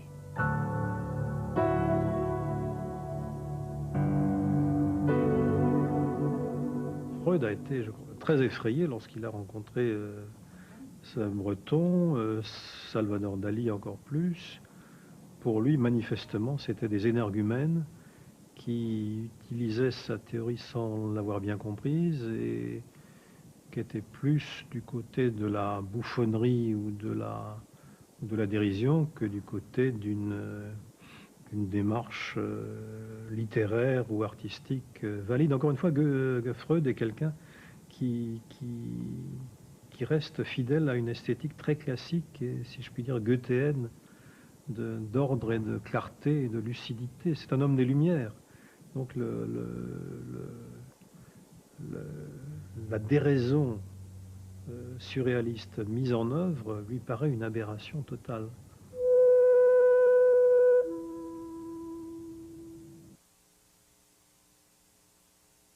Les surréalistes célèbrent la beauté convulsive de la femme hystérique. Elle est à leurs yeux la nouvelle esthétique des temps modernes, comme l'extase mystique des femmes.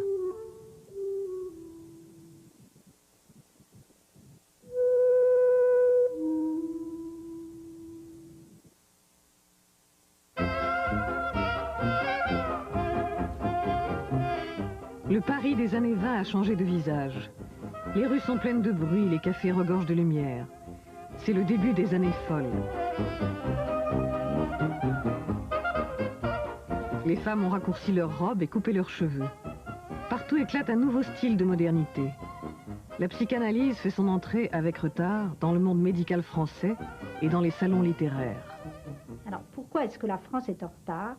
Pour beaucoup de raisons qui tiennent en effet à la caractéristique du savoir français. D'abord, il y a eu Pierre Janet, c'est-à-dire il y a eu donc un Freud français qui s'appelait Pierre Janet, qui était un psychologue, un des fondateurs de la psychologie clinique, de la même génération que Freud, et qui a élaboré lui aussi une théorie de l'inconscient psychologique, et qui avait au fond une célébrité presque aussi grande que Freud, et qui développait une théorie complètement aujourd'hui caduque, mais qui a rayonné pendant très longtemps. Il s'occupait aussi de malades hystériques, donc il y a une tradition déjà implantée. Il y a en outre quelque chose vraiment de très fort, c'est le pays probablement le plus germanophobe pour des tas de raisons. Deux guerres avec l'Allemagne. Donc, toute théorie qui arrive d'Allemagne est considérée comme une théorie Bosch en France. Donc ça fait obstacle. Malgré ces résistances, deux groupes voient le jour en 1925 et 1926. La Société psychanalytique de Paris et l'Évolution psychiatrique. Leurs fondateurs sont plus les héros d'une aventure que les théoriciens d'une doctrine. René Alendi, Eugénie Sokolnika, Henri Codet, Sophie Morgenstern, Adrien Borel, Rudolf Loewenstein, René Laforgue, Marie Bonaparte, Georges Parcheminet, Paul Schiff et Édouard Pichon. En France, Pichon est un personnage fascinant.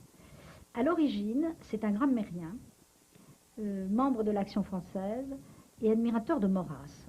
Donc, rien ne prédisposait cet homme à s'intéresser à la psychanalyse. Il faisait même partie de ceux qui étaient les adversaires de la psychanalyse. Or, c'est un de ces personnages, comme moi je les aime bien, c'est un personnage paradoxal, qui va s'intéresser quand même à Freud au prix d'une distorsion personnelle extraordinaire. Pourquoi? Parce que Pichon, c'est la grammaire d'Amourette et Pichon que nous avons tous étudié dans notre enfance sans le savoir.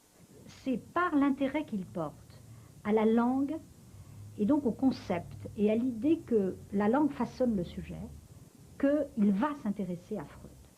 Il veut fabriquer un mélange de grammaire freudienne et de psychanalyse française. Et il va essayer de théoriser, de donner un contenu intelligent à cette psychanalyse à la française. Alors bien entendu, je ne sais pas comment dire, pour Freud, tout ça est des aberrations françaises. Pichon, ça n'existe pas pour Freud. Un deuxième personnage, beaucoup plus complexe, c'est René Laforgue, qui est né en Alsace, et en Alsace allemande. Donc lui a une très longue correspondance avec Freud, c'est un psychiatre, spécialiste des psychoses, et c'est lui le fondateur du mouvement psychanalytique français. C'est lui qui envoie Marie Bonaparte à Freud. Arrière-petite-nièce de l'empereur et richissime princesse de Grèce, Marie Bonaparte est obsédée par ses problèmes sexuels et dévorée par l'ennui de sa condition d'altesse royale. En 1925, elle fait la connaissance de Freud.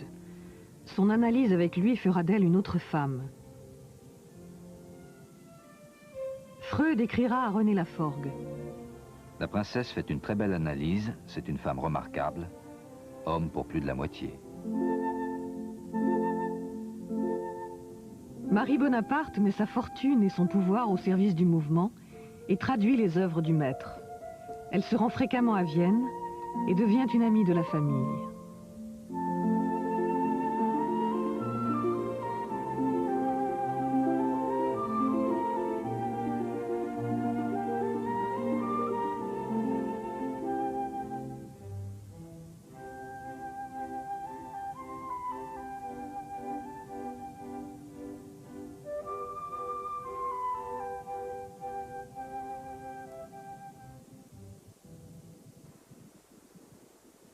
Vienne 1929.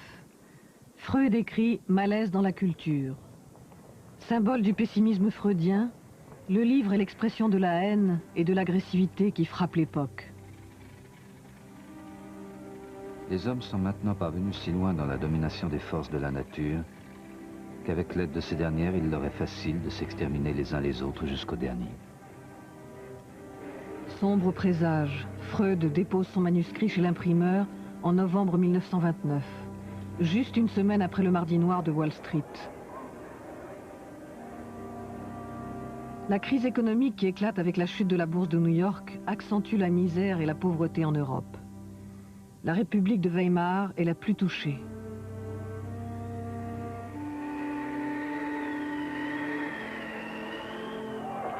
En Allemagne, les incidents se multiplient, créant un climat de peur et d'insécurité qui profite au national-socialisme. En janvier 1933, Hitler est élu chancelier. La peste brune s'abat sur un monde qui n'a connu que peu d'années de paix. Ma langue est l'allemand, ma culture, mon œuvre sont allemandes. Je me suis considéré comme un intellectuel de culture allemande jusqu'à ce que j'ai remarqué la croissance d'un préjugé antisémite en Allemagne et en Autriche allemande. Depuis, je préfère me dire juif. Freud a toujours défini son judaïsme ou sa judéité sans définition. C'est comme les théologiens du Moyen-Âge qui ont essayé à définir Dieu par ce qu'on appelle via negationis. On ne peut pas dire ce que c'est Dieu, mais on peut dire ce que Dieu n'est pas. Alors il dit, de temps en temps, je ne suis pas juif par religion. Je ne suis pas juif par nationalisme. Je ne suis pas. Et après tout ça, par exemple dans ce préface, il dit, vous avez le droit de me demander, sans toutes ces choses, comment vous trouvez que vous êtes juif? Qu'est-ce que ça veut dire? Et sa réponse essentielle, c'est « Je ne peux pas mettre cette chose dans des mots. Peut-être un jour, la science comprendra, mais c'est une question des émotions très très profonde de solidarité avec mon peuple, solidarité et cette profondeur même atteste à l'importance de cette dimension dans ma vie. Ce que Freud veut dire, c'est qu'il y a quelque chose de fondamental qui peut se transmettre au cours des générations, qui peut être refoulé, qui peut être sujet à l'anamnèse, toutes sortes de choses, et que lui-même, il est héritier de cet héritage inconscient. Et pour ça, pas seulement qu'il ne veut pas se débarrasser de sa judéité, il ne peut pas. In Berlin, wie in anderen Universitätsstädten Deutschlands, wurden undeutsche und unsittliche Bücher von den Studenten eingesammelt und öffentlich verbrannt. Plus de 20 000 livres sont jetés aux flammes. Les étudiants nazis lancent leurs anathèmes. Contre l'exaltation des instincts corrupteurs d'âme, nous livrons aux flammes les écrits de Sigmund Freud. Quel progrès nous faisons. Au Moyen-Âge, on m'aurait brûlé. Aujourd'hui, on se contente de brûler mes livres. Avec ses lois raciales, le nazisme modifie violemment le paysage de la psychanalyse en Allemagne. Das Trennende waren ja dann die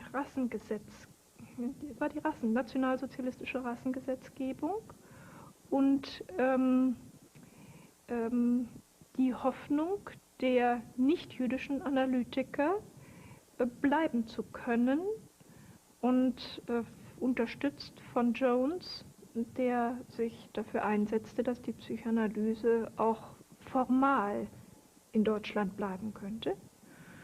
Und das ging auf Kosten der jüdischen Kollegen. Auf der anderen Seite muss man wirklich sehen, dass Jones also ganz großartige Hilfe denen geboten hat, die Deutschland verlassen mussten. Also er spielte da eine ganz schwer zu durchschauende Rolle. Freud ne s'oppose pas à cette politique de collaboration avec le nazisme soutenue par Jones. La quasi-totalité des praticiens juifs prennent la voie d'un grand exil américain. Parmi ceux qui ont émigré, René Spitz, Berlin, Paris, New York. Erich Fromm, Berlin, New York, Mexico. Franz Alexander, Budapest, Berlin, Chicago. Siegfried Bernfeld, Berlin, Vienne, San Francisco. Sandor Rado, Budapest, Berlin, New York. Michael Balint, Budapest, Berlin, Londres. Max Eitingon, Berlin, Jérusalem. Robert Fliss, Berlin, New York. Frida Fromm-Reichmann, Berlin, Rockville. Hélène Deutsch, Berlin, Boston. Es gab ungefähr eine kleine Gruppe von 14 Psychoanalytikern, die in Deutschland blieben, die nicht jüdisch waren. Die Führenden waren Böhm, Müller-Braunschweig, Kemper, Schulz-Henke.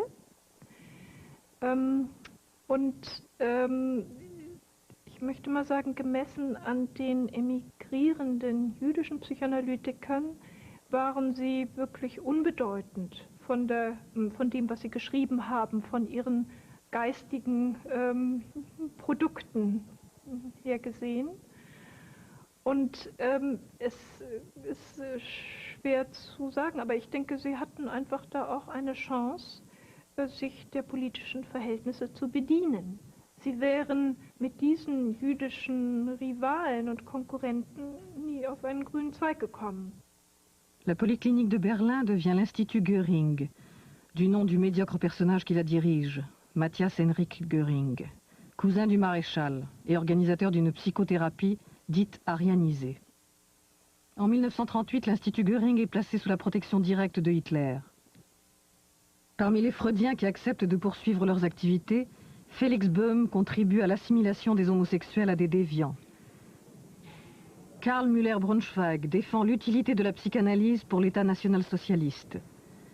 Werner Kemper participe au dépistage des névroses de guerre pour la Wehrmacht.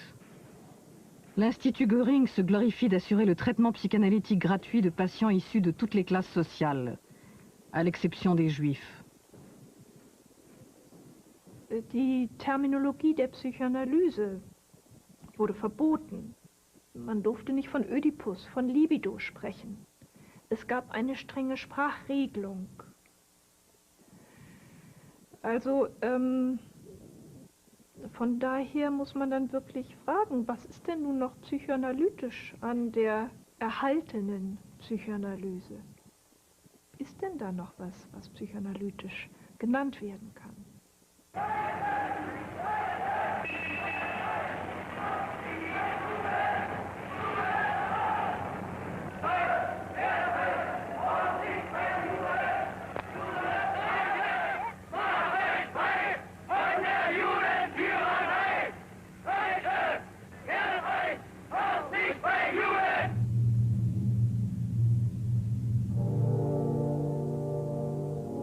Vienne, 1938.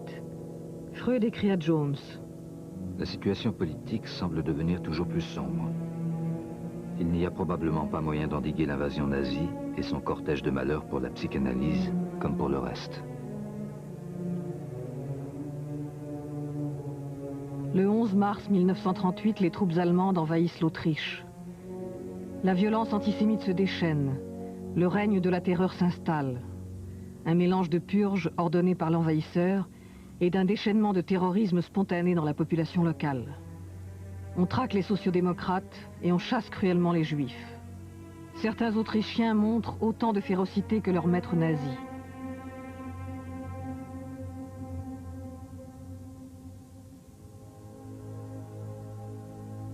Dans sa très brève chronique qu'il tient depuis 1929, Freud écrit le jour de l'Anschluss « Finis Austriae », fin de l'Autriche.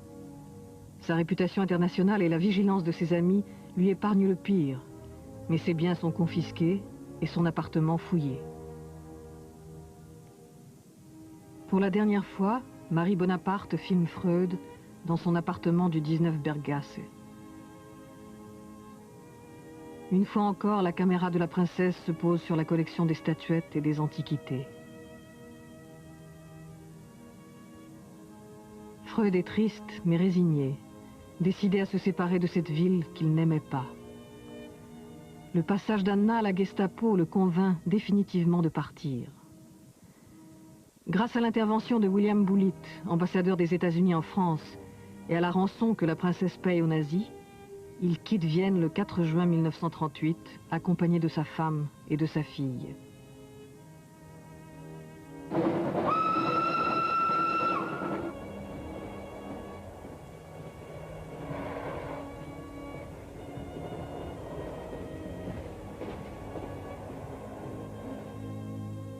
Ces 4 sœurs disparaîtront dans les ténèbres de la solution finale. Dolphy et Mitzi à Theresienstadt, Paula à Malitrostinek, Rosa à Treblinka. Freud arrive le 5 juin à Paris. Il passe sa journée dans les jardins de l'hôtel particulier où Marie Bonaparte a réuni des amis.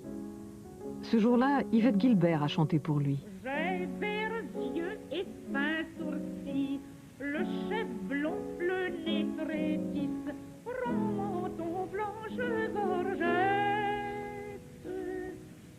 Dites, dites-moi, suis-je belle, et dites-moi, suis-je belle, moi.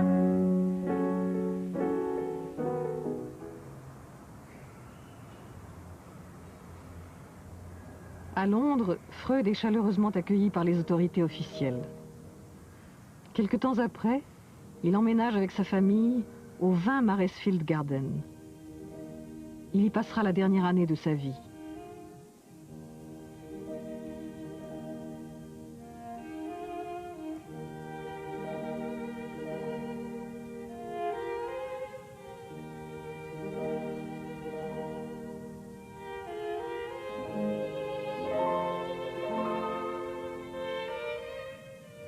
Toujours entouré de ses chères statuettes, Freud consacre tout son temps à achever son dernier ouvrage, L'homme Moïse et la religion monothéiste. Depuis longtemps, il est obsédé par la figure du prophète qui a sorti les Hébreux de la léthargie en leur imposant des lois, en leur indiquant la terre promise et en leur enseignant une nouvelle spiritualité. Freud se demande une fois de plus comment le juif est devenu juif et pourquoi il s'est attiré une haine éternelle. Ne pouvant plus se déplacer à cause de son cancer, il demande à sa fille Anna de lire quelques passages du livre lors du congrès de psychanalyse qui se tient à Paris en juillet 1938, où sont rassemblés une dernière fois, avant le grand exil, tous les psychanalystes européens. Et ce passage, ou un des passages, raconte l'histoire traditionnelle juive du rabbin Yochanan ben Zakkai, qui vivait au temps de la destruction du Second Temple et de la dispersion des Juifs, et vivait toute la catastrophe. Mais Yochanan ben Zakkai, dans le Talmud, ne perd pas l'espoir, au contraire. Selon l'histoire traditionnelle, il demande la petite ville de Yavne, en Israël, pour ériger une école.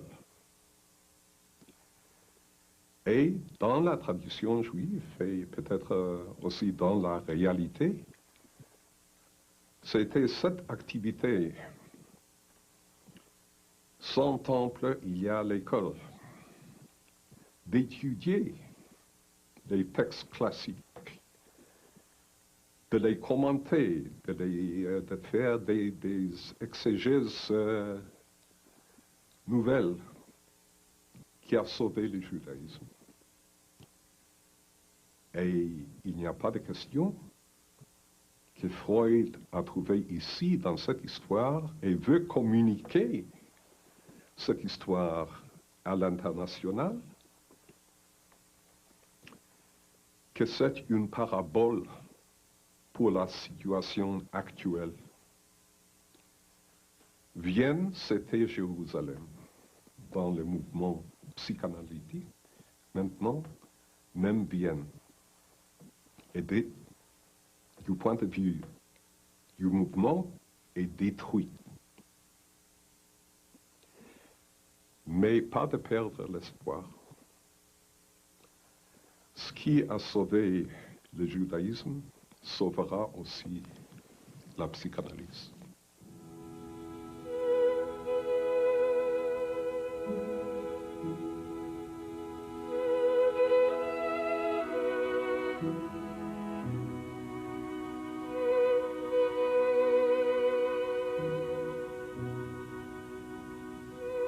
Le 21 septembre, Freud demande à son médecin de l'aider à mourir.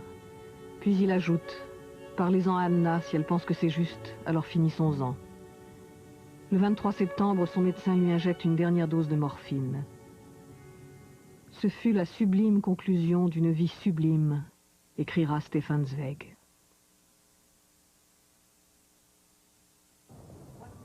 L'arrivée des Viennois à Londres crée une situation complexe. Elle accentue la rivalité entre Anna Freud et Mélanie Klein à propos de l'analyse des jeunes enfants.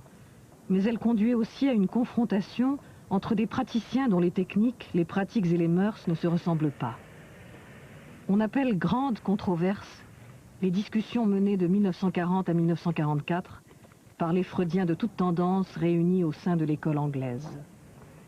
But besides the fight between Anna Freud and Klein as such, what is so important and so fascinating in the controversies as such is this discussion on the way in which Freud can be interpreted, or should be interpreted, or could be interpreted. Alors que les bombes allemandes déchirent le ciel, les grandes controverses se poursuivent. Puisque la guerre doit donner naissance à un monde entièrement différent de celui qu'ils ont connu, les Anglais et les exilés viennois font éclater leurs divergences sur la pratique et la formation des analystes. À la fin de la guerre, cette bataille d'Angleterre s'achève par un accord entre les différents protagonistes. From the great controversies, you can see already the three groups coming out. From one side, the Kleinians were allowed to go on with their own point of view. From another side, the Anna-Freudians were allowed to stay in the society, although immediately after the war, Anna Freud created the Hampstead clinics, in some way her own group, a bit outside of the society. But nevertheless, a lot of the Freudians worked inside the society, they trained people, and later on they created what today is called the neo-Freudian, the contemporary Freudian group. In between them, the indigenous group started to become more visible. Analysé par James Strachey, formé par Mélanie Klein, Donald Woods Winnicott devient la figure de proue du groupe des indépendants. Pédiatre, il s'intéresse essentiellement à l'environnement de l'enfant, à la manière dont s'effectue la transition entre le monde du fantasme et le monde de la réalité. En 1945, Marie Bonaparte reprend ses activités à la Société psychanalytique de Paris. Tyrannique et tournée vers le passé, elle n'occupe plus la même position face à l'émergence d'une nouvelle génération. La France va être très forte à partir de 1945 face à l'école anglaise parce que toute l'Europe continentale est vidée des sociétés analytiques. Donc bien entendu, à partir de 1945, ça n'existe plus en Allemagne, en Autriche, en Hongrie et dans tous les autres pays. L'Italie a été laminée, elle aussi, par le fascisme. Donc là, la France va être même le premier et le seul pays du continent à avoir une puissance psychanalytique face à l'école anglaise et face à l'école américaine. Et c'est ce qui explique qu'elle va conquérir une partie du monde latino-américain. Donc la puissance française, c'est 1945. Et avec évidemment deux grands personnages, Françoise Dolto, qui émerge à partir de 1938, et Lacan à partir de 1932. Mais leur parcours, dans l'histoire des générations mondiales de la psychanalyse, ils sont contemporains de Winnicott, donc de ce qu'on appelle la troisième génération psychanalytique, c'est-à-dire ceux qui n'ont pas connu Freud. Psychiatre de formation, marqué par le surréalisme et la philosophie allemande, Jacques Lacan sera le dernier des grands interprètes de la pensée freudienne. Il fera école non seulement en France, mais en Europe et sur le continent latino-américain. Face à l'empirisme anglo-saxon et contre la tradition adaptative américaine, il redonnera à la psychanalyse son idéal de subversion perdu depuis la défaite des empires centraux. Il fera de l'inconscient un lieu de langage. Auprès de lui, Françoise Dolto, excellente clinicienne, sera une pionnière originale de l'analyse des jeunes enfants.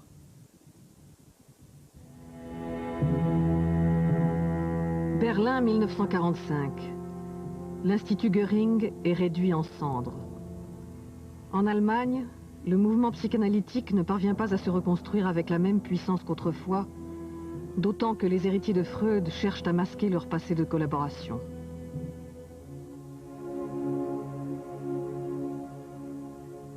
Le déferlement du nazisme contraignit les disciples de Freud à modifier sa théorie originelle imprégnée de métaphysique et de pessimisme.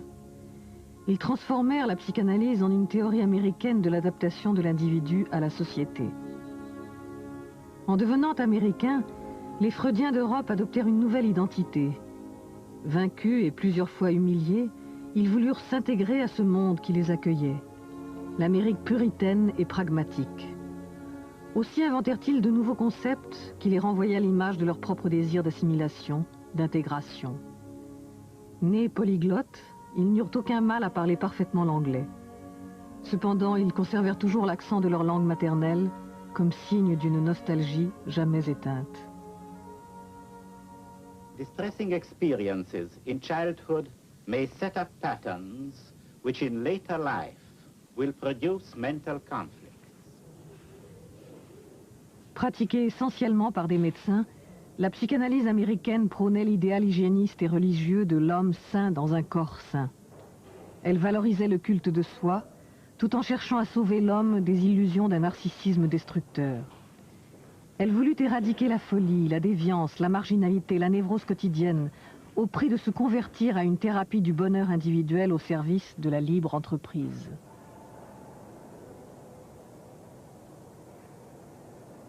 À partir de 1970, elle connut un véritable déclin.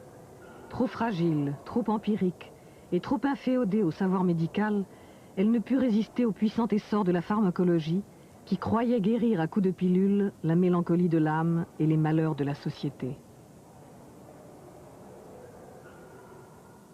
The last book that he ever wrote, the outline of psychoanalysis, which he didn't finish, lived to finish, in the outline of psychoanalysis, Freud writes, and most people have never gotten to this point, that the time may come, he said, when the psychoanalytic therapy, the couch and all that, will be supplanted by something else.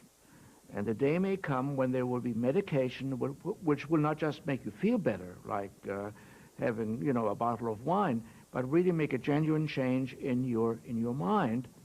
And this may come. And when it comes, then perhaps psychoanalysis, which is expensive and slow and lasts long, will be supplanted by this new technique. But even if Freud is right in this speculation, I would still think that what he says about human nature at work, which is incomplete the way he puts it, is still, you know, the best way to look at it, absolutely.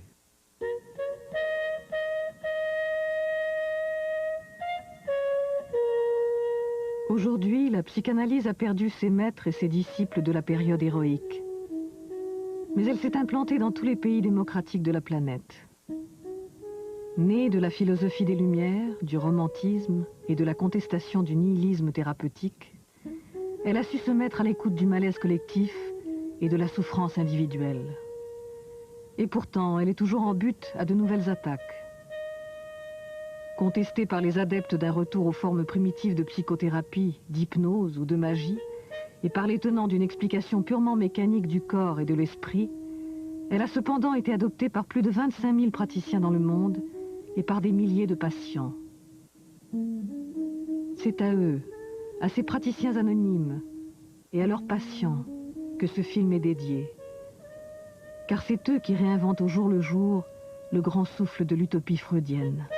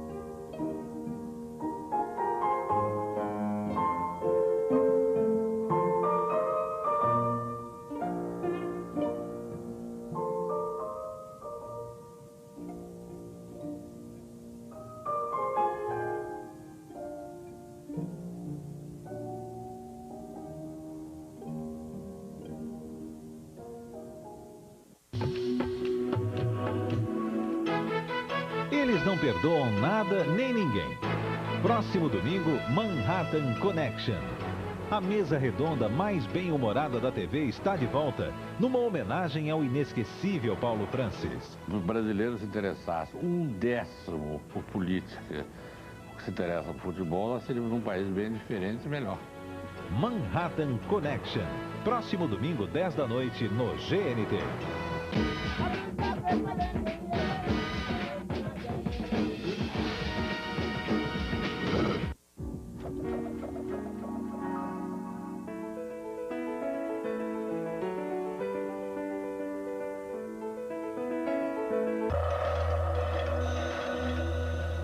Diana, a princesa impulsiva que mudou os rumos da família real inglesa. I am not a political figure, and as I said at the time, and I'd like to reiterate now, my interests are humanitarian. A mulher que desafiou a coroa enquanto viva e continua exercendo sua forte influência mesmo depois de morta. GNT Especial.